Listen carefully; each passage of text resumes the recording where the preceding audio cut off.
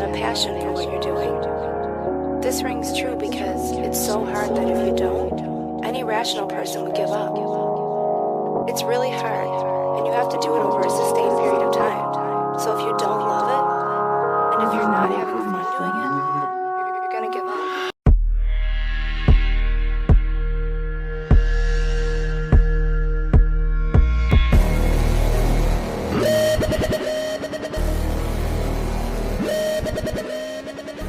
So welcome to another episode of Jonsuntitledpod, a partner of MoshPitNation.com.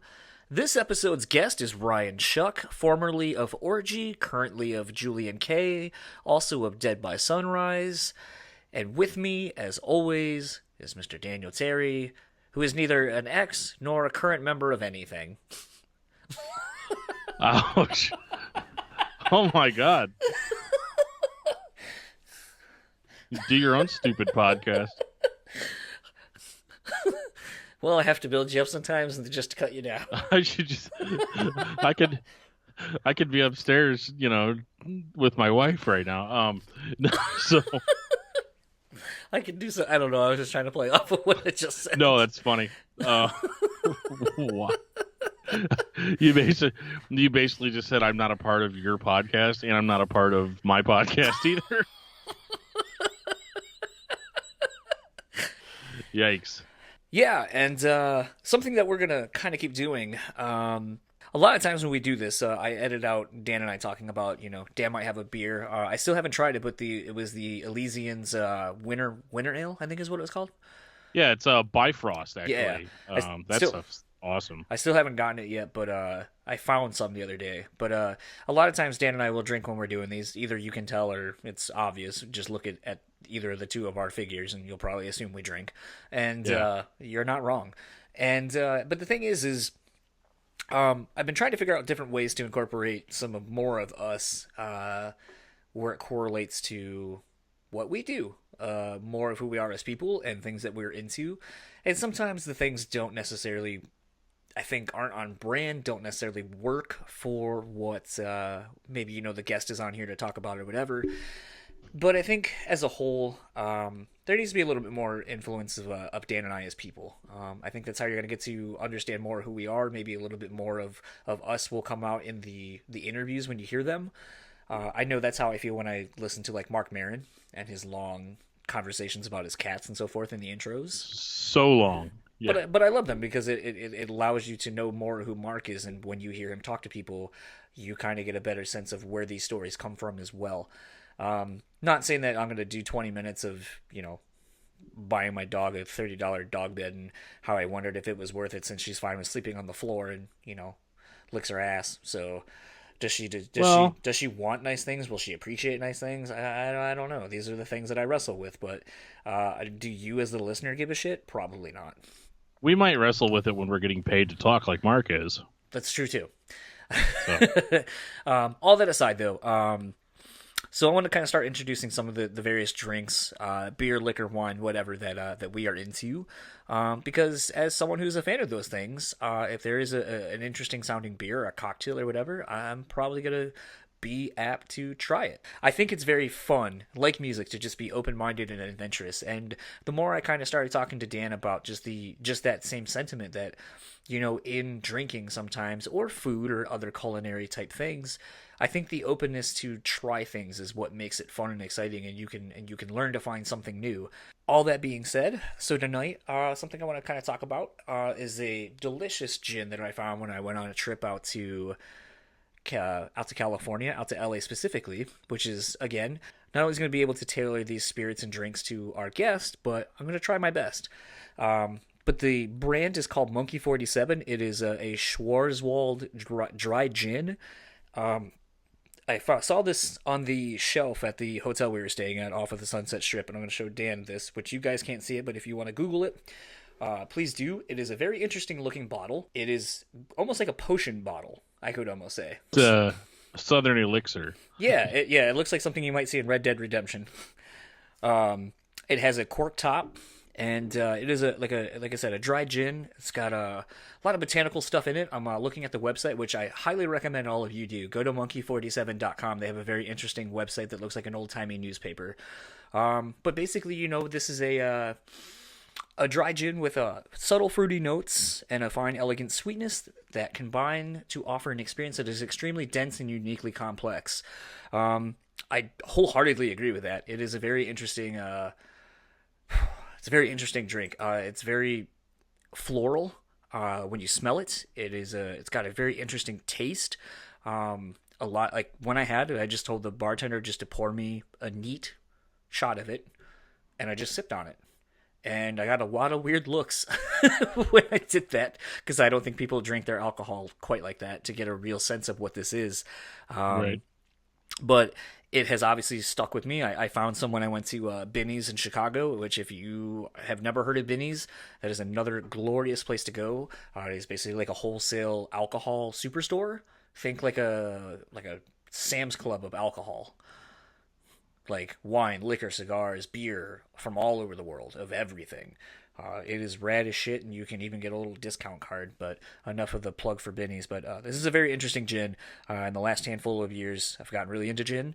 So if you are a gin drinker and you like experimenting with different kinds of gin, I highly recommend this if you can find it. I will say it's a little bit on the pricier side. I think this was about $50 for, what is this, 375 milliliters, so it's like a pint basically for like $50. Ooh. But it's more of a not an everyday kind of drink. It is a specialty drink. But I thoroughly enjoy it. Dan, what have you been drinking this week? Well, this is kind of my go-to, and it's a pretty common beer, but I love it and really can't stop talking about it, which is the Elysian Space Dust IPA. I would consider to be my signature beer if I have such a beer that you can associate with me personally. And it's an American Imperial IPA. It's 8% ABV, and it is just bitter in a bottle, but very much more crisp, like on draft, if you can get it on draft. There's been a few places that have had it, and I can definitely slam a lot more of it whenever it's on draft. But in the bottle, the taste is actually so intense for the most part, being a more bitter IPA. It's definitely a beer you can get in trouble drinking if you aren't really paying attention.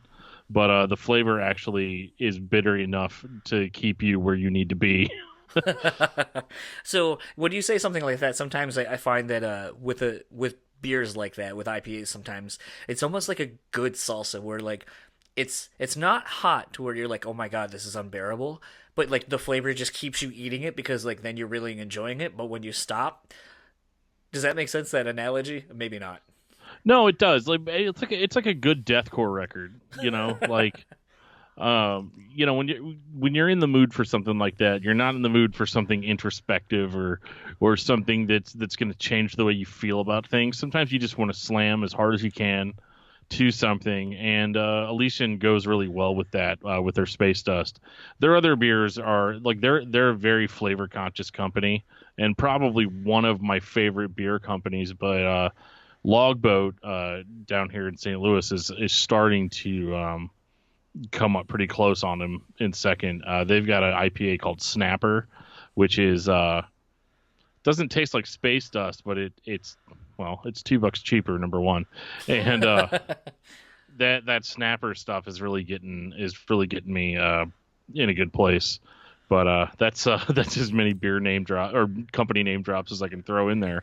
But those are my two favorites. But as far as my signature beer, when I'm sitting down to do a podcast or anything where I need to snap right to attention, Space Dust is the first thing I reach for. It's kind of funny you mentioned the introspective and all that kind of stuff, and I think that's a very indicative phrase for this conversation I had with Ryan Shuck. We talk all about Julien-K. We talk about Dead by Sunrise, which was his band with Chester Bennington, and we talk about some interesting things surrounding that. And we get into some orgy talk that sounds a little dirtier than I meant it to be, but we get into some orgy talk, and just as a whole, I was very happy with how open and very easy Ryan was to talk to, especially on the eve of Thanksgiving, and which led to a really interesting, probably 10 minutes of the conversation, maybe 15, about Ryan working with the local homeless every year for Thanksgiving, basically giving out meals and donating food and all that kind of stuff through his restaurants. And yeah, it's not necessarily, this may not be the conversation everyone maybe thinks it's going to be. Maybe they do. I don't know. I just know that we cover a lot of interesting ground over the course of about an hour, and really appreciative of Ryan taking the time to do that chat with me. So without further ado, let's get into my conversation with Ryan Shuck of Julien-K, and Dan and I will talk to you guys afterwards.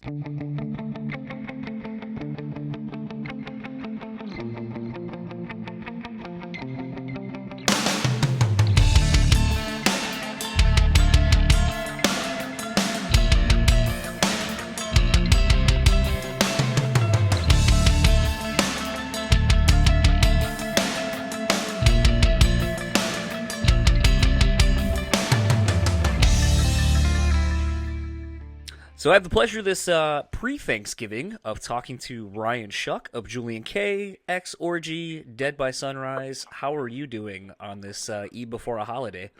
I'm doing really well. I'm preparing to do a massive drive to feed 3,000 homeless people, actually the entire county, Orange County, California, from one of my restaurants tomorrow morning at 7:30 a.m. So just kind of took a break out and gave you a call. And it's an exciting thing. It's called Gobble Gobble Give. And I'm down there, and we organize a ton of volunteers that bring, $10,000 plus worth of food. And we package it and have it sent out to every homeless person in the county where they're sitting, wherever that may be. How long have you been doing this? Pretty cool. 5 years. Oh, wow. What is, I mean, other than the obvious, the reward of doing it and doing something, very positive for somebody else so selflessly, what was kind of the main inspiration? I mean, because I don't think a lot of people who maybe don't do any donations or do things of this nature, this kind of selfless giving kind of thing, maybe understand what an undertaking it is to organize and or let alone actually do such a thing. So where did the inspiration for that even start? My father's death on the streets. My father was a drug addict and an alcoholic, and all the other bad things that you put that you put commas and continue down the sentence. And he actually died in a flop house, a few years ago. I guess now it's what, 5, because I started this after him. So maybe it's 4. I don't know. Anyone who knows me knows that I live in a time warp. But after that, I decided to, even though I have, pretty strong opinions of how you need to deal, with mentally ill and, drug addicted, people on the streets, which many of them are. I still think that you have to have compassion and love. Absolutely. And this is my way of kind of, I guess, playing both sides. I'm a local business owner. I own 5 restaurants in my area, and I deal with these problems, on a daily basis, when I'm not on tour. And I can simultaneously care on a very deep level, and at the same time want to implement change.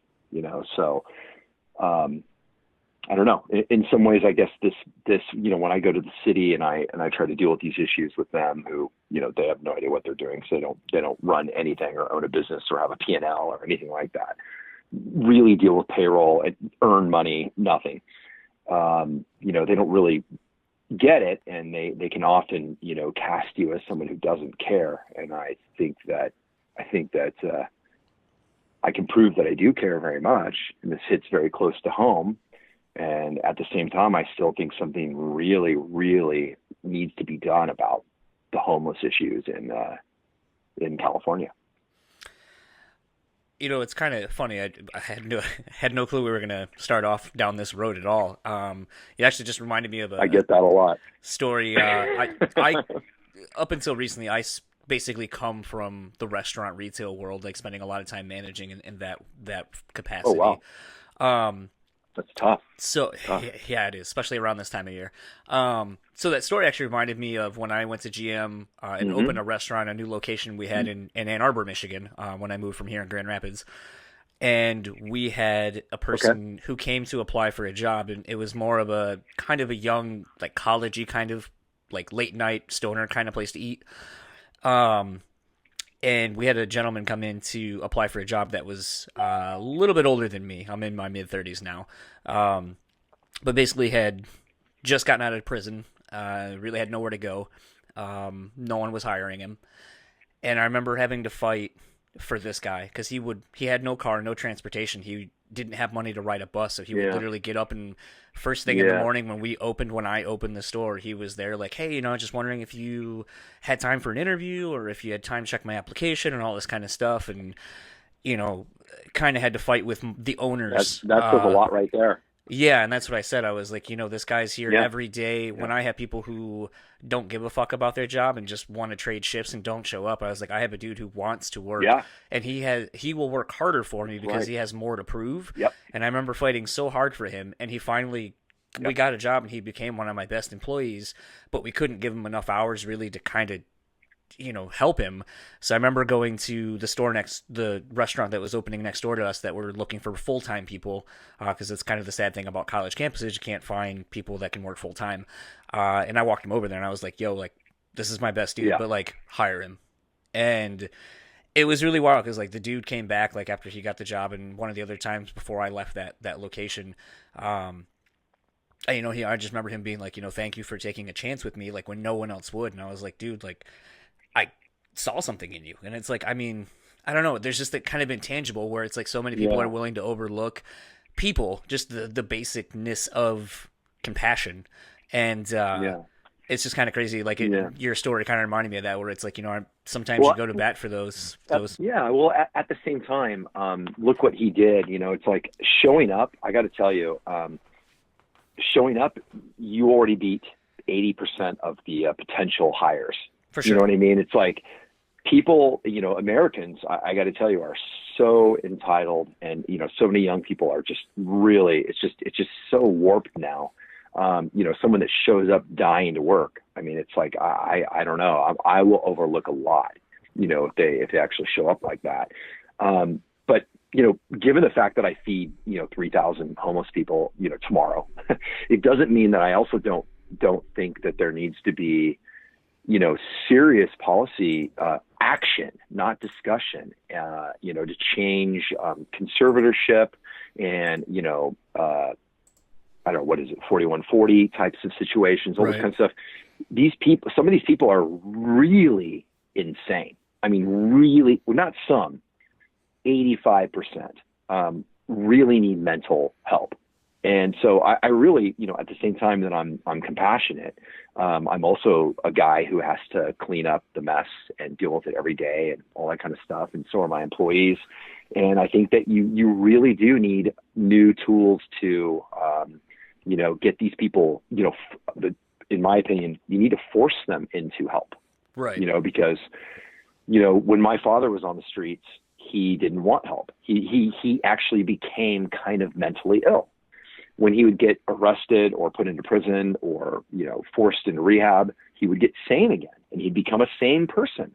And then the addiction would take hold and he'd go out on the streets, and within like a week or 2 or 3 of being kind of an animal, living like an animal, he'd become mentally ill again. And I think that really says something. I mean, if your son or daughter or brother or father really, really needs help, and you have no tools to, legally to utilize to say, hey, look, I'm going to take conservatorship over this person. He's obviously he's using his feces and wiping it on windows. Okay, this is the kind of stuff I see. All right, he's shooting up in the middle of the street. He's, I see horrible things. I don't want to make this a horrible podcast, but if you can't use that and say, hey, this is my family member. I want to help this person, and you can't build a case and take control and take them in and kind of, I hate to say it, but kind of in some way, take control of their situation, their life, and make sure they're taking the medication, all that kind of stuff. Because a lot of families want to do this, but you really can't. Right. In America, you just can't do that. And I think it's really sad. So, some people that are listening right now might say, wow, this guy's, not a very cool guy. And at the same time, I would say, why don't you meet me tomorrow morning at 7:30 a.m., at the Gypsy Den in Santa Ana, California, and see how cool I am or how not cool I am. It's like, I do really care, but I also think that you really, really have to take some serious action, to fix this problem. For sure. It's a real issue. It's a real issue. And I think these people need help.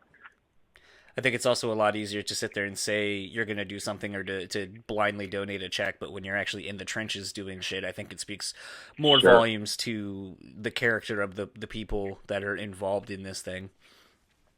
For sure. It's kind of amusing. I didn't realize that you were so vested in the restaurant world as much as you are, which kind of makes sense because someone who's been in the music industry as long as you have, I can't think of another industry that would drive you insane just by being in it or the proximity to it. I always make a joke that I'm in the two worst businesses on earth: music and restaurants. Yeah. Yeah, the absolute worst businesses to be in. Well, they're the two that follow trends for sure. Your probability of failure statistically is like 99%. Yeah. And in both. And I thank God I've actually been winning for a long time. But I can tell you in both sides, it's not without pain. It's not without loss. It's not without scars. It's not without learning. It's really, really hard. And I got to tell you, on Facebook and Instagram, I don't use those outlets are for advertising for me. Oh yeah. So you don't complain about how brutal this is, and you don't complain about the time that you played in another country and you got screwed out of $20,000 or whatever it is. It's like that's a big deal. And that's like if you're in a band, that ruins your life. But it's like we keep that we keep all that stuff under. That's not what people need to concern themselves with. It's tough. It's hard. But if you look at Instagram, Facebook, and all that kind of stuff, you see what we're doing. You see the shows we're doing, the music we're putting out. It's all insane quality. The reaction and our growth is exponential. It's been incredible. And we have to focus on that and kind of leave out the tough battles underneath the surface. So I guess kind of talking about the music, I was kind of surprised in looking and listening to your most recent output, the career retrospective, the time capsule, a future retrospective, and just the sheer extensive amount of music that you compiled for this collection in a chronological order as well. And to me, what was kind of interesting is what was it like kind of putting together such a very rich experience for the listeners, the fans of the band? It was a very long process, and it was something that we've been working on. It's something we've been working on, kind of behind the scenes and kind of referring to in different like live podcasts or, live Facebook chats or whatever it is that we do to kind of interact with our fans. It was something that's been behind the scenes for a long, long time. It wasn't until we really drew it out on a, like a workflow chart and kind of figured out that like, wow, we have like 60 to 80 pieces of music that literally we almost have a new album that never really worked with the other albums. We have loads of demos that people all know the names of and don't even ask me how. I think that they see they see like our work board in like a picture or something like that, and they blow it up, and they get so. But they know it.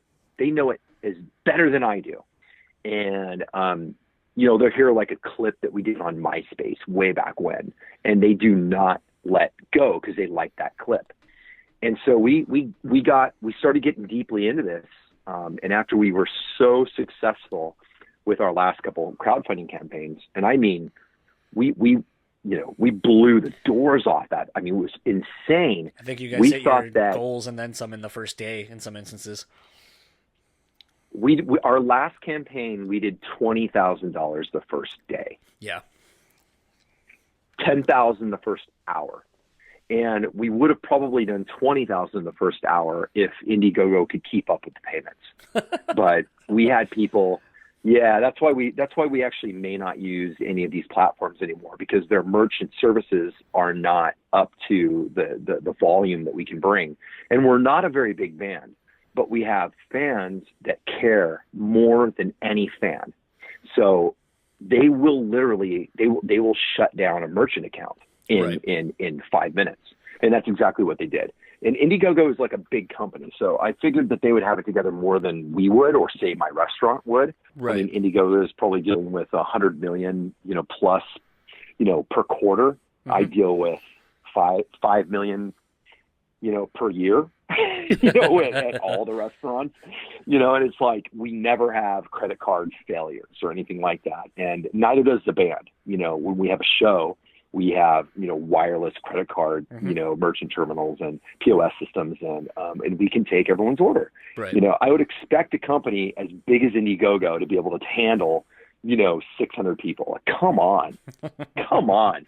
So, we probably would have set more records, but it's cool with me. $20,000 the first day is pretty bitchin', and that's like 30 more days to go. And the cool story underneath all of that is that we actually continue to do more sales in addition to what is on Indiegogo. So when we launch these campaigns, you can pretty much double whatever it is that we did on that in ancillary sales. And then we go on tour, and we have even more sales with both the VIP merch, guarantees, all that kind of stuff. And we've built a business from the ashes of Orgy, and we're stoked. I mean, we're very happy. We're very proud, but it's very hard. And I'm not going to walk around saying that I bought myself a Ferrari. We didn't, but we are a cash flowing business corporation that makes music and is super connected with our fans. It's pretty amazing. It's kind of funny you brought up the technology of the various platforms, social media platforms, credit card readers, and so forth. Something I've kind of always admired about the band, being somewhat a product of the 80s myself, and kind of that new wave. The 80s were so great, just the multitude of different influences that were kind of seeping through. You had kind of like dancier kind of stuff, pop, stuff like The Cure, Bauhaus, the Smiths, all this kind of stuff that was kind of, if it came out today, I feel like it'd be very fringe and underground, whereas somehow it gained such massive popularity. But all that aside, something that I like about some of the bands that I had already mentioned was just the use of electronics and the gear that they had. And what's always been kind of interesting to me is how Julien-K has this vintage sound, but it has like modern production. And I've always kind of wondered, is there a struggle to kind of capture both of those without losing one to the other? No. And I'll tell you why. It's actually very natural. We are very, very much into authenticity and originality. And we will often go to, like, if we're like, let me bring up Harmonic Disruptor, which is going to be our new album. Mm-hmm. We are very, very much, going back to what made, what we did in Orgy that made it kind of disruptive and cool. And so we're breaking out a lot of that equipment, right? Okay. And we're also re-embracing the 80s. And when we do that, we go back and we break out our actual drum machines from the 80s. We break out all that old gear, all that stuff, because we have like a warehouse full of it that we've collected over, 30 years. And and we break it out and we use it. So we fill my studio up with all this gear. And, and it's almost like if you're going to paint a picture and you have a palette you're going to use, right? You get all the paints and the brushes you need. That's exactly what we do in the studio. So we break out all this like vintage gear. All this stuff that we're doing is actually authentic. It's actually the real drum machines. It's not a plug-in. It's the real stuff. And we buy it. We buy it or we own it, and we're constantly buying. We're constantly owning, and we're constantly flipping and changing out gear. But we're recording in a modern environment. Recording in a modern studio, either my studio or Mirror Studio with Pro Tools and all the modern or vintage outboard gear. And we're using plugins and stuff like that. So you're getting a very modern production using all of the actual vintage, gear that you think you're hearing. You're actually hearing it. We're programming on that. We're creating with it. If you hear a very, very strong, heavy, detuned, very disrupted guitar that you would think Orgy on Candy Ass would make, it's because I'm using the guitar and the amp and the gear and the pedals that I used on the Candy Ass album. If you hear, Ministry style, drum machines, it's because we're using the drum machines that Ministry used in 1989. You know what I mean? It's like, that's what we're doing. But we're recording, and our knowledge level is up to 2019 standards. Yeah, it was just kind of funny. Very recently, I had John from Pitch Shifter on, and so, Cool. we were talking about vintage gear, and he's like, yeah, the problem is I still have all my vintage gear. However, the problem is there aren't ways to plug this shit into things now, so you have to go back and find or come up with ways to make this vintage gear modernized. And so it was kind of interesting in having that conversation, just thinking about like, well, that's why you have the sound you do with some of these old drum and bass machines and so forth and whatnot. But the problem is, like he said, is it's like, well, I have an old hard drive from a computer from like 1994. Unfortunately, the fucking hard drive doesn't have a way to go onto a MacBook Pro, like, because those didn't exist then. So it's like, it was just kind of this interesting thing of like, a lot of times now, like you said, people will use plugins, and that's just the way to do anything. Like Kempers and AXFX have replaced amps and pedals and all that kind of stuff, which is fine because I understand from a touring perspective, it probably is way easier, especially international touring or fly-in dates, to do that as opposed to hauling a bunch of gear. Yeah, it can be. Funny enough, we still use. We have custom designed, Friedman heads and cabinets and all this kind of stuff. And we still, as much as possible, we will actually use some proprietary analog gear because we think that it just makes us more special. And I get all the fractal systems and all this kind of stuff, but I don't know. I don't know. I think that keeping it very authentic is very important. And in this age where music is essentially free, I think that anything you can do to remain physical and authentic makes it very, very cool, and it makes you worth seeing live. Most definitely. It was kind of funny. I was trying to think back to the one time I've seen you guys, and I believe it was, interestingly enough, I think you were playing right before Placebo on the Project Revolution tour in like, wow! I wish you would have seen us on the. I wish you would have seen us just this last month. Wow. Yeah, if you amazing. If you weren't playing on a day that, like the middle of the week here in Michigan, I definitely would have loved to have come out and seen the show. Yeah. But we played Flint, Michigan. We played the Machine Shop. It was sold out. Yep. Yeah, it was amazing. I mean, it was just an amazing show, and wish you would have seen it. I know. I'm kind of kicking myself for it, but on one of the things, other than it being midweek, was I would have gotten the review ticket to go, but I couldn't have brought my wife, and I usually don't do anything without my wife. So one of those people. Smart. Yep. But it was just kind of interesting looking back then, thinking about when the band, because I think around that time, like the band had just kind of started performing.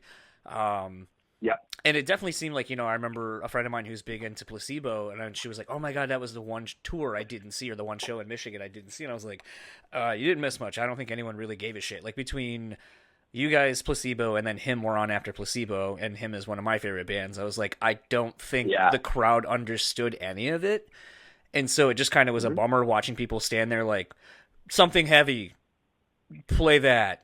Not this, something that has more atmosphere and layers and so forth. And I was like, so kind of was like a bit of a bummer. But, that being said, like I was able to at least kind of be like, wow, I bet like in a very intimate setting, this is really interesting and you can hear a lot more of the layers that are going on. But I was going to say something about that, because around that same time, I believe Dead by Sunrise was getting ready to either put out the first album or had just put out the first album, because I think I had remembered Chester coming out and doing something with you guys on that run.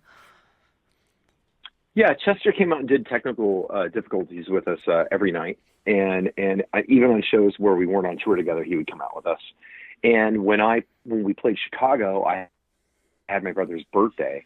Chester came out and sang our entire set for me, dressed as me. So if that tells you the depth of our friendship and how amazing he is.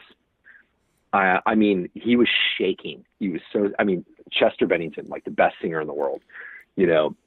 But my range is pretty low compared to what, I go lower than he can go, and he goes higher than I can go. Right. And he was just shaking, and he went out there and he sang.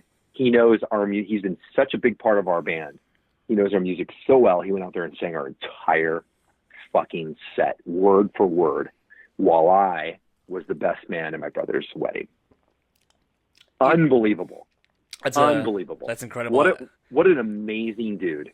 Does that show exist somewhere on YouTube? I mean, this is pre-YouTube really being a thing, so. Yeah. No, it's not pre-YouTube. No, it's all over YouTube. Is it really? You can find it easily. Okay. Oh, yeah. Easily. There's some of those kind of shows of that era where I'm like, that doesn't exist, because like I'm thinking like I had a fucking Razor or a Palm Pilot, like, internet phones weren't what they are. Yeah. So yeah. No, trust me, it's out there. Oh yeah, it's all over. I mean, I think it's got a ton of views too. I mean, it's very, very popular, and anyone that knows mine and Chester's relationship and is a fan of Julien-K, Dead by Sunrise, Orgy, or Linkin Park, they're all quite aware of it. It's pretty cool. I was kind of wondering though. I had found in old interviews and stuff, because I was trying to find if I could find the answer to this without having to ask, but I sadly did not. So if this has been answered plenty of times, forgive the my lack of not finding it. But is there any extra Dead by Sunrise stuff, that like demos or anything, that have not been released at this point? Because it seemed like Chester had made a comment about it's not a band that's going to be an active band by any stretch of the imagination, but something that he would like to every maybe 5 years, when kind of in between a touring cycle and a record cycle, you get back to it so you guys can do your thing with, Julien-K, he can do Linkin Park, all that kind of stuff. And it seemed like you guys were playing some kind of one-off shows in like 2016, I think I saw. So it kind of made me think, like, okay, like maybe there was some demo stages of stuff that maybe hasn't seen the light of day, but is there anything that's not been released? Of course. Yeah, of course there is. There isn't as much as like, say, a Julien-K, but of course there is some stuff. One of the coolest things I think that we haven't released is we have our first show ever acoustically. Oh, wow. In Vegas in a big theater. We played acoustic, and we have the board audio and video in HD. Wow. Yeah, and I've watched it. It's pretty fucking cool. We have that. We have some other stuff, but yeah, there is some stuff. Yeah, I mean that's the blatant answer. There's not a ton, not as much as he has with Linkin Park or anything like that, but we have some stuff for sure. And yeah, that was the idea for Dead by Sunrise. It was I would never have allowed that album to happen if it was going to get in the way of Linkin Park, because I'm a Linkin Park fan, and I'm a Chester fan, I'm a Mike fan, I'm a fan of all those guys, Rob, everyone, so I would never have taken part if it was a, fuck Linkin Park type of situation. It wasn't. It was designed to be something that we could do every couple of years. 5 years would probably be on the long side, but every 4 or 5 years, in between album cycles, could get an album out with LP, an album out with Julien-K, maybe even another album, and then we could come back and do that when the other guys were on break or whatever it is. And that was definitely the idea. And we were kind of coming back to, Chester and I were talking about, before he passed, we were actually just talking about, getting together and starting to write new stuff and going back and revisiting older ideas and all this kind of stuff. And yeah, so unfortunately that was about to move forward. Yeah, it was, in light of, that, I was just kind of thinking, it's like, I know, transferring of music ideas and so forth has gotten a lot easier. So it's like, gone are the days where you have to wait to get into a room with somebody and put it on like a one mic in the middle of the room kind of a demo. So it's like, I had just kind of, like I said, kind of wondered, it's like, okay, Linkin Park's on tour, you got an idea, like send it over to him. Maybe he gives you a rough vocal track, like that. There's, like I said, demo phases of stuff that just obviously hasn't seen the light of day. So I guess it's good to know that potentially there is that first show, which would be phenomenal to see and hear if and whenever it comes out. It's really good. It's really good. After we did it, Chester came up to me and he was like, why do we haul this equipment everywhere? Why don't we just do this? And I was laughing and I was like, I totally agree. It was so good. It was so awesome. Well, I think that speaks to just acoustic guitars. I think that speaks to the level of where the songs were, though, because you can't hide behind anything when it's just an acoustic and a voice. That's right. That's why I think that our acoustic show that we do on our Indiegogo campaigns, every year at one of my restaurants, we do, it's $150 a ticket, but it's all dinner and everything. Oh, and wow. we play acoustically. Yeah. We play a different set every time. We have different guests and all this kind of stuff. So you do like a very intimate, like 50-person show with Julien-K at my restaurant, or one of my restaurants. And it's just it sells out every year. And it's very, very special. And I think that for a rock electro band like us, when you see us acoustically, I think that becomes, I mean, a lot of it's on YouTube, so you can tell, but I mean, we destroy it. And I always have fantasies of being able to do these shows in between tour dates. But the reality of it is, doing these acoustic shows is, it's all about physicality. It's all about being present. It's all about, just that physical piece of equipment in your arms and your voice and whatever else anyone else is playing. And, it's hard. It's as hard as a, big production arena show, so it isn't really like taking a guitar to Starbucks and sitting out front and putting a pan out and going, which, by the way, I will do as an experiment. I joke sometimes, because everyone asks what my role is in the band. I'm like, well, I'm a singer-songwriter. And I do a lot of other weird stuff. Like I know how to do spreadsheets. I can do some business stuff and blah, blah, blah. But at the end of the day, I'm the dude that could take a guitar to Starbucks with a can and make $300 singing. At the end of the day, I'm really that guy. That's who I am. So, take it or leave it. I can sit down with guitar and make the hair on your arm stand up by singing and playing. That's what I do.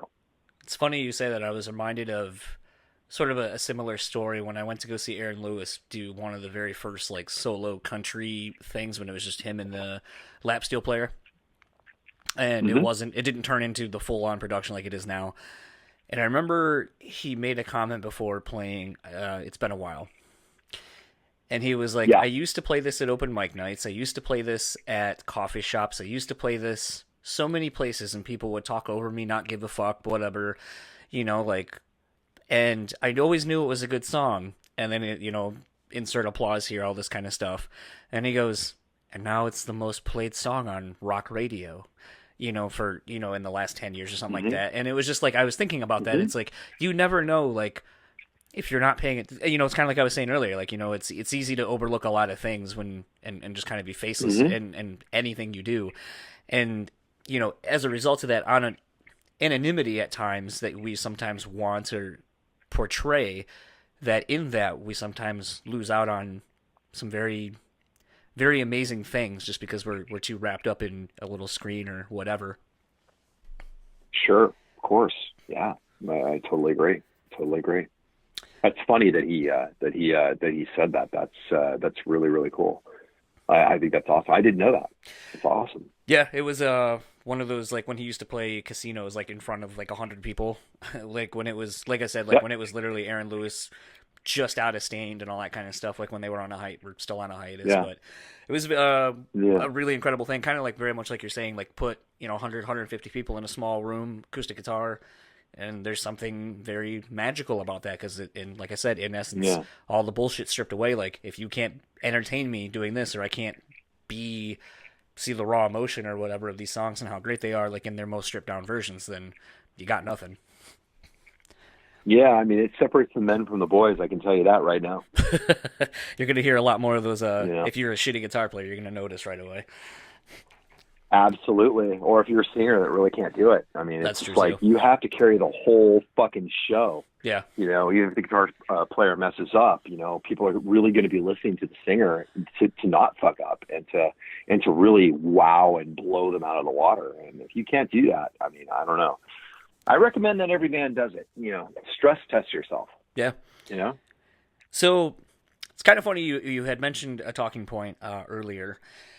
So you had mentioned the that you had gear from the Candy Ass album, and that when you want to dial in those tones, obviously you have all that gear and so forth. Candy Ass turned 20 this year. I know. I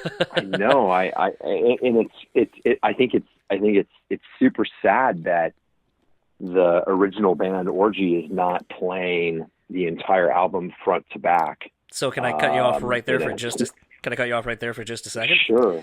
So I talked to Chae on this show probably 2 or 3 months ago. Yeah. And basically I had said the same thing. I was like, it turns 20, and asked him first, and I'll ask you as well when I get done with this question. But kind of asked him 20 years later, what does the album mean to you? Any memories, so on and so forth. But I had kind of said, like, is there any preparations to play at least one show where you played this album in its entirety? And at one point he had kind of mentioned that he is open to the idea of, getting the OG band back together to at least try to do a show. That obviously fans of the band would want to see that, and that he himself would obviously like to see that as well. Is that something that you could foresee happening, or entertain the idea, even if it's something that maybe happens next year and we get the 21st year anniversary of Candy Ass? Well, I think that if you did it next year, I think the smart thing that you would do is play Candy Ass front to back for the anniversary, and then you would do an encore of Vapor Transmission hits. Oh, wow. So you would give the fans, but this is me, right? So this is the way I think, and Jay's a different person, and I love Jay very much. I don't like what's going on with Orgy. I'm not a fan of that, but that does not mean that I don't love him and don't, he can do what he wants to do, and that's totally cool. I'm doing what I'm doing. I never imagined a world where we weren't doing Orgy together. I never imagined that. So I can't explain any of that, because I was always, down to do it. And am I still down to do it? Sure. I mean, but it just has to be authentic with the majority of the band, if not everyone, because that's what I'm into. So using our gear, and it doesn't make financial sense to do one show. It makes sense to do 20 or 30 shows. I agree with that. So and that the fun, and this is where it gets kind of weird. It's like, again, I'm not. I want everyone to make money. I don't want to be the only guy that makes any money. And Orgy was an equal partnership, and it was an equal thing. So, I would just need for it to the business of it to make sense, and for everyone to just be cool with going out and doing a very big rad tour, because the band Orgy that's a big name. We sold millions of albums, and currently we're playing the same venues, and Julien-K is a very small band with selling tens of thousands of albums, as opposed to 3 million plus for Orgy. I think that says something. I think that it really does matter that you're doing the real thing, and again, I'm not talking any shit. I'm not naysaying or anything like that. I'm just saying that I think that really fans come up to me at every show and they tell me I can't help it. We're playing Orgy songs right now in our set because our fans are demanding that we play Orgy songs. They want to hear the band play. They want to hear the sound again. So, I just think that, I'm completely open to it, but it needs to be what the band really is. The whole band, everyone getting paid, no hierarchy and all this kind of stuff. It's just about, we all bring our stuff to the table and we all go out there and kick ass, and we do what Orgy does, and it has to sound correct and do what we did the right way with the right equipment. And Amir and I happen to own the majority of that equipment and have it in our possession, and that would be awesome to get back out on a stage. I mean, those giant racks and all the cool stuff that made that sound, that would be so cool. You can't do something like Dizzy with just any old, with 2 guitar players. Can't do it. You have to have a guitar. You have to have a guitar synth, and you have to have my modded amp to do that first note. You can't do it for that first chord. You can't do it. You can do it, but it won't be real. It won't be the right thing. It will sound like 2 guitar players, on Hollywood Boulevard or something, just, so I'm very into it, but again, I'm very into being authentic, and I think that's really, in this day and age where, you have Spotify and you have everything's so spread out. Everything is so wide. Everything's so shattered and scattered. The only way to cut through is to truly be authentic and really be the real deal. And I think that's, unfortunately, if I were in control of the name Orgy, that's what I would be hyper focused on, is being authentic, doing the real thing, having the real people, and making things like the anniversary of Candy Ass similar to what Korn did with the anniversary of Follow the Leader. They did some big shows, and they made it. And by the way, if it's about money, and it's not for me, if it's about money, that's how you make money. Totally, you be authentic. Yeah. So that's what we're doing. I mean, Julien-K is a tiny band. We're making money right now because we are authentic. We are connected with our fans. We, when you get invested in us, you get a return on investment. We give back in a way that you expect that return to happen. So I think with Orgy, the smartest thing the band could do would be to become Orgy, really be Orgy, and I unfortunately everyone in the band has to agree to go, hey, we're doing this together again, and if one person doesn't want to do it, that's different than 4 of them, right? Or that's different than one of them that is the singer, because as far as I know right now, everyone in the band would do it except for Chae, because we've offered to do it, we've tried to do it. So okay, but that was not the answer I got. It wasn't our choice to not do Orgy. It was his choice. He sent us a letter and said that he's moving on and doing it with us. So I have the letter. I have it on my computer right now. I have it hard copy. I mean, so it's I'm not making it up. I mean, it's we and I say this with love too, because I do love the band, and I if anyone's seen us, if you would have seen us at Machine Shop, you would have seen me talk about how much I care about that band, and I say it with gratitude. I'm grateful to Chae. I'm grateful to Orgy. I'm grateful to those dudes.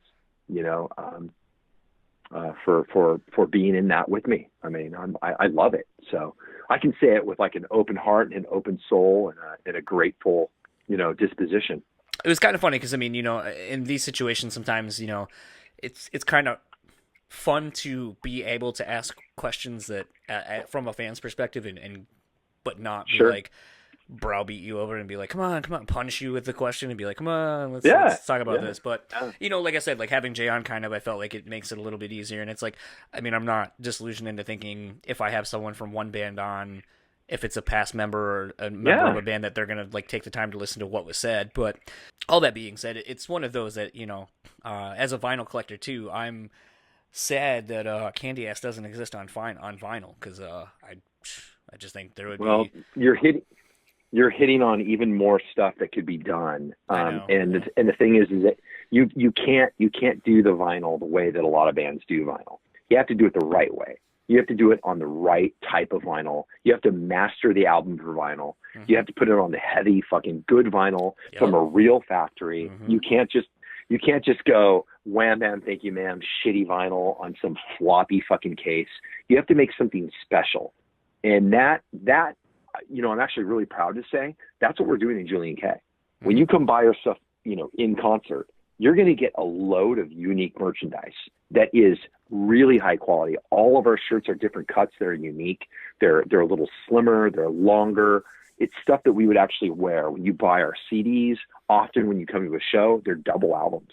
Right. So you get all the you get actually way more. I mean, it's really, really cool. I mean, on our Indiegogo campaigns, we're selling neon signs of Julien-K. And yeah, they're expensive, but we sell out of them in 5 minutes.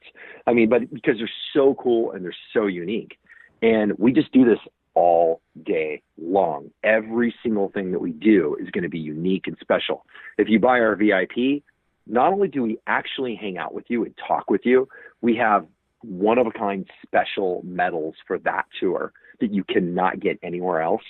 In addition to a signed poster and all that kind of crap that you get from every band, we have like a military medal that you get, like a black on black, sick ass fucking medal that you can add to your leather jacket with all the fucking spikes on it and all the shit. It's like and so what's happening now is people are coming to our VIP with all the medals. Oh wow! So they look like they're military, like decorated in the Julien-K military, and so we know who our top VIP people are, and our biggest supporters are. And that kind of stuff, I think really, for a fan, I think it gives you something to buy into and it gives you something to be a part of.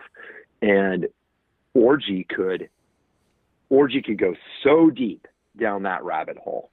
They could go so deep, but unfortunately, they're not really doing it, but the attitude that I'm expressing right now is something that comes with Ryan Shuck. It comes with the guy in your crew. So I bring a certain level of intensity, attention to detail, authenticity, and and calling of bullshit. And I think the restaurant industry will learn you on that real fast. Sure. So I think that a band like the original Orgy in this era could be killing it, because we invented our own symbols, our own language, our own, it's all over, vapor transmission. It was in the headstocks of my guitars. It was, we really had a deep, deep, deep, deep story. And it's really easy to get back into that and start to make all that very special stuff for our fans. But I don't see that happening. I see that brand going very, very far away from the brand that we created. And I don't see it getting bigger. I see it not get bigger. I see it's probably getting, quite a bit smaller. I feel like a Julien-K, like neon glow in the dark vinyl would be fucking tight. Ooh, I like that. That might be the idea for California Noir. That's pretty cool. I was looking at the California, those two, and I was like, well, you have the neon. I was like, and I know they make glow in the dark ink or vinyl. So I was like, oh, you get like a nice neon color and then make it like a translucent color, Yeah. glow in the dark, and I think that would be Yeah, spot that on. sounds awesome. Because my brain is all over like it's into harmonic disruptor mode. Right. So, I'm thinking about what are we going to do on that album, but I didn't even think that now that we're producing harmonic disruptor, we could also produce the vinyl for California Noir, which always would have been a gorgeous, gorgeous vinyl set. So, Oh yeah. Yeah, I think you just gave me that's a great idea. Well, I always like to pitch That's a things fantastic idea. I always like to pitch things on the podcast. So if you end up doing that, all I'll ask is that you potentially send me one of them. I could potentially send you one. Cool. Yes, I would love to. So in wrapping up, where can people find you and or the band on the various socials? Super easy. Julien-K on Facebook, Instagram, anywhere.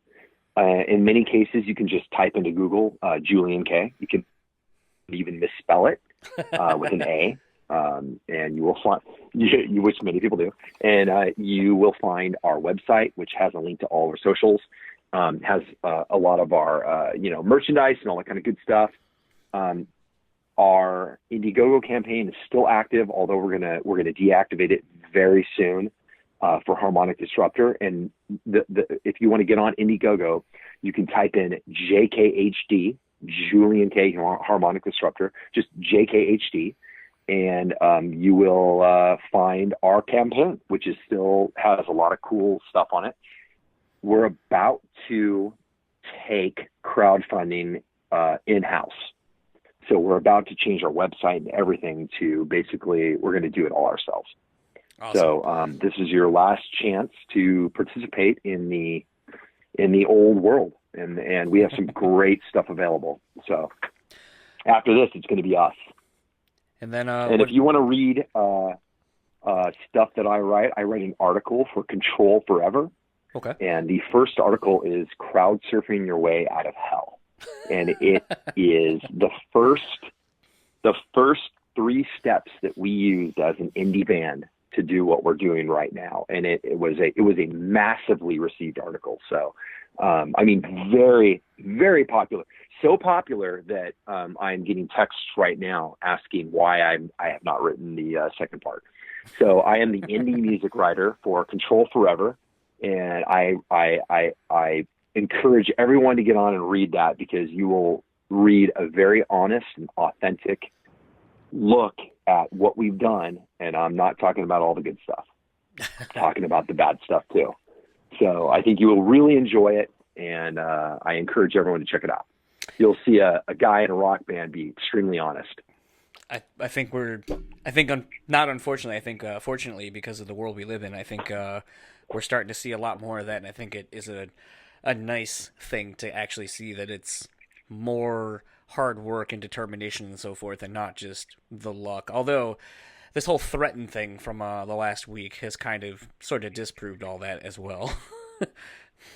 Yeah. Can you believe that? That's no, incredible. I have almost everything I've been reading I know this may be not the reference to make for it, but I'm like, I feel like I'm watching either like a fucking Twilight Zone or it's almost like on brand with what did I write? Oh, Twin Peaks. Like everything that just keeps coming out, you're like, what the fuck?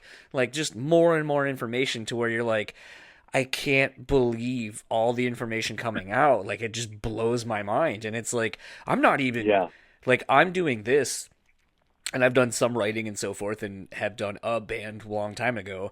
And it's like, I just have a passion for this shit. But when I see that, I'm like, everything that you basically should never do, this guy did. And the fucked up thing is it almost worked. And, I got to tell you, there are so many actual bands that do exactly what he's doing. Yeah, for sure. And they're actual bands, but that really just fake the whole thing. Yeah. I cannot even tell you. We're talking like 80%. 85%. The thing I think that was the most crazy about it is like when you sit down and look at the length that this person or him and his wife or whatever went through to do all of this, it's like if you just would have like applied a percentage of that to playing or whatever, like you probably would have gotten pretty far. Like, Yeah. I mean, I don't know. It's just so crazy. Like this world of like instant fame or wanting instant fame or whatever, and not putting like it is basically in a nutshell. Like I was telling my co-host, we were talking about it this week. I was like, this is in a nutshell what everyone is trying to do in the music industry, which is just fast track success any way they fucking can, without doing the one thing that anything requires you to do, which is fucking put in the work. Yeah. And I mean, I part of me thinks like, should we hire him as a marketing guy? I mean, it's like so funny. It's like it's funny what marketing can do. Yeah. Like if you can just, that is marketing, by the way. Oh, for sure. The problem is that there was nothing to back it up. There was no product. Nothing to back it up. Yeah. And that's where you utterly fail. So you can market your brains out. You can pay so much, you can lie, you can do all of it, but if you don't have fantastic music to back it up and real fans, even if it's 100 real fans, then you need to go home. Well, it's like I called it. I was like, Threaten is basically the Turbo Man of bands at this point. Yeah. If you remember that. Yeah, it's pretty crazy. Yeah. And then lastly, what I always like to play these out to a song. So what would you like me to play it out to? Shoot. I think the best one would be our current single, Photovoltaire. That was like the big song on this last tour. We actually made it on a couple radio stations, and that's a big deal for us because we don't have like a label or anything doing this for us. Let's go ahead and run it out on that. All right, awesome. Well, Ryan, I'm sorry I kept you about another half hour longer than I had anticipated, but thank you once again for taking the time tonight, and good luck tomorrow with your food drive. Or I'm sorry, not your food drive. Thank you so much. Our gigantic organic thousands of meal delivery / deposit system. So that was my conversation with Ryan Shuck of Julien-K, Orgy, and Dead by Sunrise. Definitely got to say, I know Dan was a little indisposed to join me with that conversation, but something I was kind of looking forward to hearing from Dan is just, in this day and age where we've lost a lot of people. Recently, Chris Cornell's solo record just came out. We are apparently getting a Static X reunion with the vocals from Wayne that have not been used. And as you heard in the interview, there's the first whole show acoustically done, that is, of Dead by Sunrise, where the visual and the soundboard audio from that show is the band has it. It hasn't been released. So there's, basically a footage of a full concert with Chester that no one has seen, as well as some Dead by Sunrise demos. So in light of, some of these, announcements to unreleased material coming out from people that we've lost, sadly, like, Dan, how does that make you feel? Are you a fan of these posthumous releases of demos and so forth, or how do you feel about it? Can I be weird for a second? Let's get weird. It makes me a little uncomfortable sometimes when I'm listening to bands where I know the person that is singing is dead. But I realize that's like really dumb because I don't feel that way every time Smells Like Teen Spirit comes on the radio. But is it because that he was alive when he recorded it and it was a finished product? Correct. Like he collected money from it, I guess is where I'm coming from. It's a little weird whenever something's put out after the artist has passed away, and it makes me feel a little uncomfortable because I don't always know what the intention is. Obviously if the intention is, well, he wanted this, so let's make it happen, like that's a noble intention, but in the music industry, the music industry is not built on noble intentions. Sometimes it is. I think the business side of things takes the noble intentions and kind of gets a little blurs the lines of greed as well. Yeah, and like I said, I don't have a strong opinion on it other than like, especially with the Static X thing, that's really I don't know how I feel about any of that, to be honest with you, because it seems like something that could have very much happened while Wayne was alive.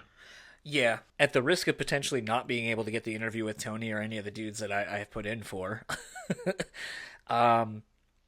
Lauren from Roach Coach, they recently made a comment about my post that I posted on our socials. When the announcement for this crowdfunding thing went live. And I think my biggest gripe with it, and maybe we should do this as a Patreon, or I don't know, there's so many routes that I could go with this that are kind of just frustrating as a whole. But my thing is this, piggybacking off of what Dan said, and it's been my stance the whole time. It's been no secret that when Tony left, he left the band basically citing that he just couldn't work with Wayne anymore. Whether it be drugs, whether it be the direction of the music, whether it was a million other things. It's all hearsay.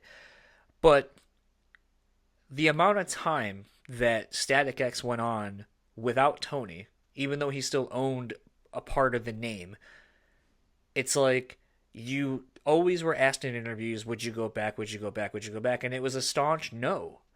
There's nothing there for me, basically. And yes, I'm paraphrasing, but if you go and read those interviews, audio or written, that was basically the vibe of what he was saying in regards to Static X.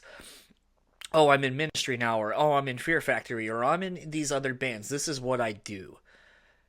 And the thing that got me when I read that press release is, you know, we're honoring Wayne's legacy. We're taking his the vocals for what was going to be the next Static X record. Oh, we got the whole original band back together.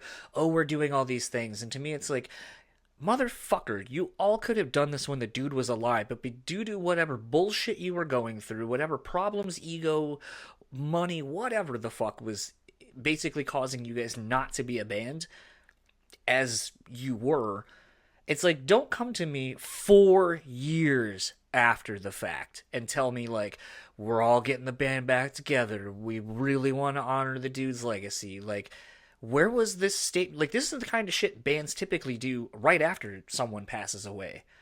Let's honor the legacy. Not 4 years later when I feel like, okay, well, my cash cow is kind of weaning, you know, the statements I'm getting aren't as good. Oh, better milk this thing for whatever it's worth now. And, you know, like Lauren from Roach Coach and I were talking, and I don't remember if you were involved in this conversation either, Dan, but the weird thing to me is they're starting a GoFundMe or whatever for this record, and different tiers allow, like, part of it is you're paying for the touring, which I think is fucking asinine. Secondly, you have guests who are on here, but it's a crowdfunded record, but the way they make it sound like is... No, they do not have guests that are on there. Okay, it's people they want. They are potentially going to have guests on there whom they haven't even asked yet. That's what Lauren and I were talking about, is it's like the way they talk about it is it's like... And maybe this is something where all the people that are involved have been made aware of, like, hey, we're going to do this thing. However, no commitment to you if we don't make this goal of our stretch goals and whatever, then no harm, no foul. But we're going to use you as a marketing ploy to add, like, well, we could get David Draymond from Disturbed, one of, you know, an arena level band, or we could get this person and all this kind of shit. And everything just seems so disingenuous because it's almost like we really want to honor Wayne's legacy. But to me, like I told Lauren, I go, the thing that's very telling to me is if there was a demand for this, you wouldn't have to go this route. So either a label has no fucking interest in this whatsoever because they smell right through all the bullshit too, or it's more of a thing of, you know, in the day and age of people crowdfunding everything, it's either no one has interest and fuck it, we'll show you. I mean, I think a great example of this is fucking Buckcherry with 13. No one wanted them. No one wanted any of those songs, so they fucking recorded it on their own and then had a multi-platinum hit that resurrected their whole career, brought them back to the arena level, and then they re-signed with a major and all that kind of stuff, and the rest is history. But it's like, for a hot minute, like, no one wanted that record.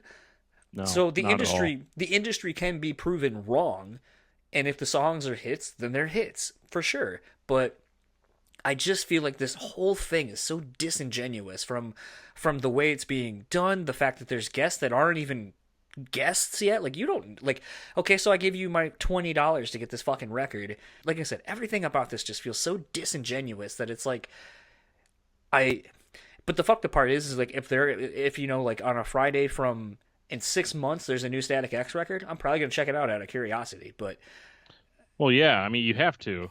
And I think that's the only thing that it really has going for it is that everybody's going to do that curiosity check. But what if it sucks? You know, and like, what if it sucks? And like, worst case scenario, you may be asking for guest vocalists. You know, maybe it's because there's portions of the songs that aren't done. We don't really know how much of Wayne Static is really going to be there. Right. You know, all we've heard is, you know, final recordings or whatever. But like, worst case scenario, you don't get the guests that you said you were going to get or that you were going to try to get, and then there's not a whole lot of Wayne. Then what do you do? Like, do you finish the vocals yourself? Well, I mean, Tony's a Or, pretty you know, ample. Tony's a pretty capable vocalist. Yeah, I mean, maybe it's fine, but I guess what I'm saying is they've got a huge potential here to not deliver their entire selling point. Yeah. At that point, it's one of those, like, do you just start a new band, or do you hire, or do you do really, in a lot of ways, do you do the right thing and just hire somebody else as a permanent singer of Static X and just keep going? Well, here's the thing too with it, and I promise we're gonna get back to the conversation with Ryan, but this is just an interesting topic that's been kind of omnipresent. But it's a thing where Tony I think, had made a comment at one point. He's like, "Well, it's not Static X. It's basically just Wayne with a bunch of hired people." So, at what point does a band with 3/4 of the original band without the original vocalist? I mean, it's basically SDP all over again. Right. Oh, yeah. I mean, the only band I can really think of that have, and they didn't have the down years like Static X or SDP kind of has without the other vocalist. I mean, the only band I can really think of that has kind of done this and done it well with the respect it deserved and has continued to add to the legacy of the band was Alice in Chains. Oh, yeah. They found someone Yeah. who was able to do justice to the old material, but still put his own stamp on what they are still doing. Yeah, if any band did it right, it was Alice in Chains. And this whole Static X thing, I guess my question is, where are they going to go after this? So, like, they're going to put the album out. Okay, let's say it's everything that we all dreamed of, and we're like, oh my God, we honored Wayne. You know, it's all that. It's like, are you going to follow that up, or is this just like a one-time deal? Is this something that Static X fans should really be excited about, like as far as for a future sort of thing, or is this just literally what it sounds like? Of, we're going to make as much money off of this as we can, and then we're going to go use that to fund whatever else we have going on. Well, I mean, even if the thing were to be maybe what Slash did, where the first Slash record had a bunch of guest vocalists, then in the live setting he got Miles Kennedy to do the thing live, and then that became Slash and featuring Miles Kennedy and the Conspirators. Right. So if that's the case, yeah, fine. I understand that progression, but none of that happened. That wasn't a plan. That wasn't like a 4-year plan. That was like a necessity. Like, all right, well, I need somebody live to do this. Miles is on Right. 3 of the songs, so let's get him. Hey, man, you did pretty good. Like, and this chemistry works. Let's record a record. Hey, that's awesome. Yeah, I mean, that's where I'm coming from, as far as maybe they should just get a new vocalist Yeah. and just play it straight. I don't know who that vocalist would be, though. Yeah, I mean, I've got a couple of ideas myself, but you know, I think they could hire on a new singer. They could, you know, I mean, I know in Static X it's kind of weird because like Static's not there, Right.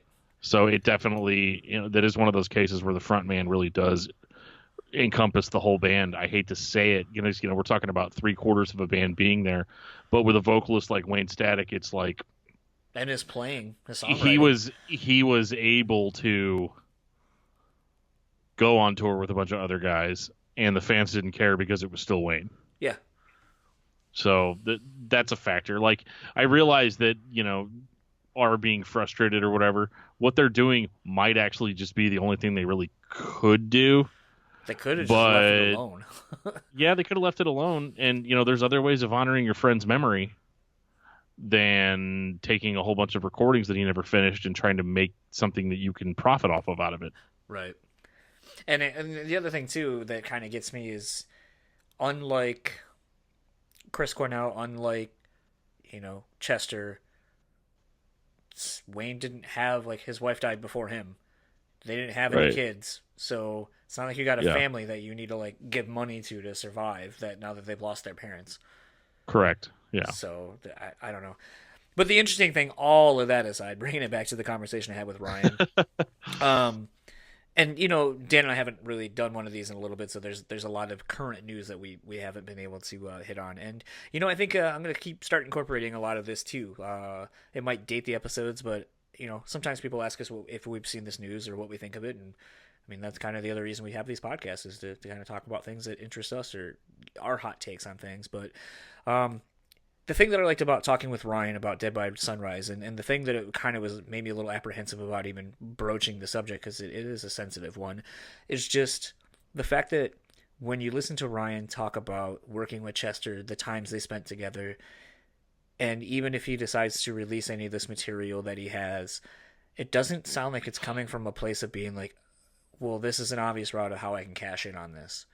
Right. It's like it definitely and always did seem like it was like we're friends who like jamming and working on shit together. And it's always tough when you talk to someone who's lost someone that's so monumental in music, because you want to obviously approach it with a bit of class that it deserves. But it's interesting in getting to hear the voice of someone talking, and you can I could kind of hear Ryan thinking about his friend, one of his best friends, and hearing him basically smiling through, like I got a sense of like I could hear him smiling through the phone when he talks about Chester because of how close they were and the music they made and what it meant to him and both of them and the fans and all that kind of stuff. And even kind of changing it over to when we talked about Orgy, I wasn't sure.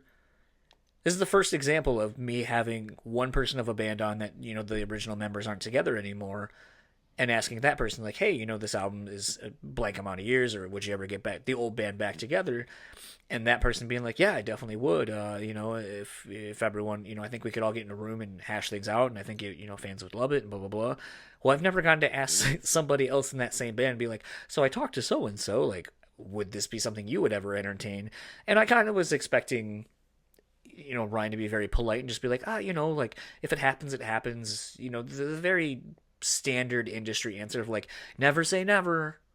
Meanwhile, like you're like, oh, what you don't know is like everyone hates each other, this, that, and the other. But it's like, you were on that conversation with me, Dan, with Jay, and Jay seemed very genuine and being like, I like all those guys, and I think the fans would really love to see that, and I would love to see it, and so forth. And to have Ryan say basically the exact same thing and echo those same sentiments was really cool.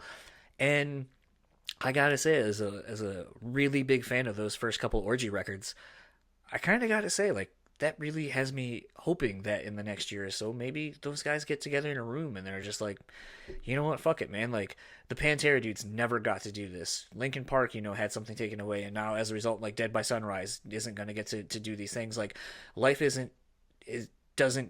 don't know when shit's gonna be over. So, like, let's take advantage of the fact that we're all still capable to play this music, and let's just fucking have fun and play the songs that people want to see us do. And like Ryan said, you're gonna make a fuckload of money doing it too, so why not? Yeah, I mean, I think it's all in the approach, and I think it's hard. Like I probably would not have asked people from the same band in two different settings like this is. I would have been too scared because like there's so many things going on behind the scenes we don't know about that, like they're not going to tell us. Right. There's the time Jay Gordon kicked my cat across the wall and now my cat's dead, or something like that. Or the singer Mushroom Head headbutting someone's wife. Yeah, well, that band's pure garbage, but that's like more like a faceless corporation than a real band. But I think you could definitely hear a little bit of like, oh man, I would really love for this to happen, but I don't know if it's going to. Maybe because of tensions within the band or whatever. But like you said, they really, both of them didn't really seem like they had any real issue with each other. But then it's like, how do you have a conflict with somebody? And like I said, this is a conflict that's totally in my head. I don't really know what if anything at all, has really taken place. But, how do you have a conflict that may, over the course of years not seem like that big of a deal? Like how do you like justify the time that you spent away from a person whenever it's something that you could have hashed out in 5 minutes? And I think sometimes that's what holds people back from reconciling things like this. It is kind of interesting. When I was looking up some YouTube videos and stuff, I did see that, I think it was about 10 years ago, Julien-K was playing a show at the Viper Room. And if you look up videos of Julien-K's on YouTube, you'll find that, and as Ryan said, the band plays Blue Monday like toward the end of their set. And it was interesting to see the show because at this one on YouTube, at the Viper Room, Jay Gordon came out and played with them. And there's another video of them playing with Bobby Hewitt, their old drummer of Orgy. So basically, like, Julien-K has played with basically everybody from Orgy in the band doing the Blue Monday cover. So it's one of those where it seems like everybody basically is okay with one another. It's just a matter of getting everyone into the room. And I think like once that happens, because like in that video, seeing Jay like during different parts when there's like no vocals and he's like over by a mirror and like they're smiling and having a good time and all that kind of stuff, it's like you see this intangible that it's like this music, this entity of these 4 or 5 people together. There's something special about all of these people being together. And for 4.5 minutes, even though it was from 10 years ago, I was like, still got it. And if they still were to play out as this band, I would probably drop some good money to go see Candy Ass played in its entirety. And then the fact that he said like, yeah, with an encore of like some Vapor Transmission stuff, and it was like, whoa, like that's nuts. So it's like, I don't know, it has me excited and hoping that these guys can reconnect. And at the absolute worst, like I said, if you go and listen to that Orgy episode or Jay Gordon episode that Dan and I did, the new Orgy, to me, I kind of dig what they do. Like it's not bad by any stretch of the imagination. And the new Julien-K that's getting ready to come out in March, everything they do is good. So I mean, it's like, if this is just what it is and I have 2 separate bands of people that I like and all that kind of stuff, then I guess it is what it is. And maybe that's like the kid of divorce thing where you're like, well, I'd really like you to get back together and do this thing that I like. But it's like sometimes it's okay. Yeah, that there's people, And speaking of people, speaking of following, well, I didn't say following, but it's coming because that's how we always end these episodes. But if you would like to keep up with Julien-K, real simple. Just type in Julien-K, Julien-K, across the socials. You will find Julien-K. Keep up with them. Again, they have a new record coming out in March. I believe the pre-orders for that or the Indiegogo or GoFundMe or whatever are still up for a little bit longer. But so follow them across the socials, Julien-K.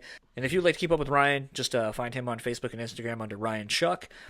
And if you would like to keep up with Ryan and his writing, as you heard him say toward the end there, he is a contributor to Control Forever. Go check out his writing, basically talking about crowdfunding and stuff like that and how where that's leading the music industry and so forth. I myself haven't taken the time to read all of it yet, but what little bit I have is very, very good. And I especially enjoyed the last little bit there talking about the threaten stuff going on. Always great to get people in the industry's opinions on that because it is interesting. And for more in depth on that, go listen to the Managemental podcast. They just did a whole episode on the threaten thing, and it was very enjoyable. Basically, Belasco and Mike Mowry did a really good job of breaking that all down, where they were kind of impressed but also upset about how this person did everything, but in a very amusing way.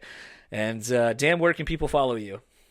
You can follow me on Twitter at DiscussMetalDan. You can follow me on Facebook under Daniel Terry, and you can find my other podcast, Discography Discussion, at DiscussMetal.com. And if you would like to keep up with all things the podcast, you can find us on Facebook, Instagram, and YouTube at Jonsuntitledpodcast. Tweet at us at Jonsuntitledpod and email us at jonsuntitledpod@gmail.com. Keep up with our show partner at MoshPitNation at moshpitnation.com. Facebook at MoshPitNation West Capital MI. Twitter and Instagram are simply MoshPitNation. And if you would like to keep up with our show sponsor, The Bean Bastards, you can over at thebeanbastard.com.